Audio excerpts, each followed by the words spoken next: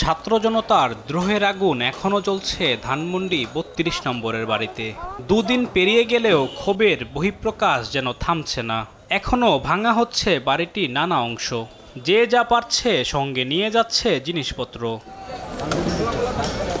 পরিবার পরিজন নিয়ে অনেকে এসেছেন দূর দূরান্ত থেকেও। কেউ তুলছেন মোবাইল ফোনে সেলফি, আবার কেউ করছেন ভিডিও। বলছেন স্বৈরাচারের পরিণতি এমনই হয়।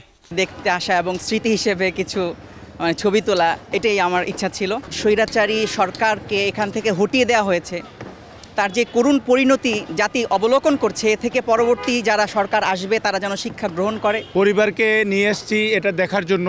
পরিবার কখনো আসে নাই এই ৩২-এর বাড়িটা।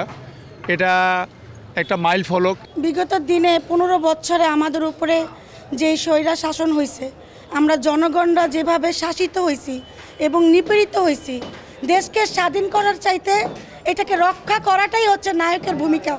৩২ নম্বরের ধ্বংসস্তূপ দেখতে এসে কেউ আবার দেয়ালে লিখছেন নানা স্লোগান। বলছেন কেউ যদি ভবিষ্যতে ফ্যাসিস্ট হওয়ার চেষ্টা করে, বরণ করতে হবে একই পরিণতি। চোরের বাসার থেকে দেখেন কিভাবে চুরি দিতেছে। দেখেন ছাত্ররা যখন ভাঙছে, তারপর তো চোরের অভাব নাই, দেখেন কিভাবে চুরি হইতেছে। দেয়ালগুলাতে যা লেখা উঠছে যে চোরের বাড়ি চুরি হচ্ছে, চোরের বাড়ি চুরি হচ্ছে। কারণ উনি মানুষের পর অনেক জোর জুলুম করেছেন, অন্যায় অত্যাচার করেছেন।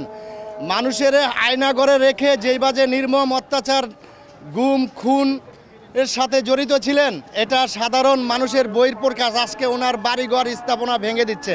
ধানমন্ডি ৩২-এর ক্ষোভ একই সাথে আছড়ে পড়েছে শেখ হাসিনার বাসভবন সুধা সদনেও। সেখান থেকেও জিনিসপত্র নিয়ে যেতে দেখা যায় অনেককে। বিগত সরকার এই বাংলাদেশের জনগণের উপর যে অত্যাচার অবিচার করেছে তার বহিঃপ্রকাশ। আলিমুজ্জামান সাফওয়ান, দেশ টিভি, ঢাকা।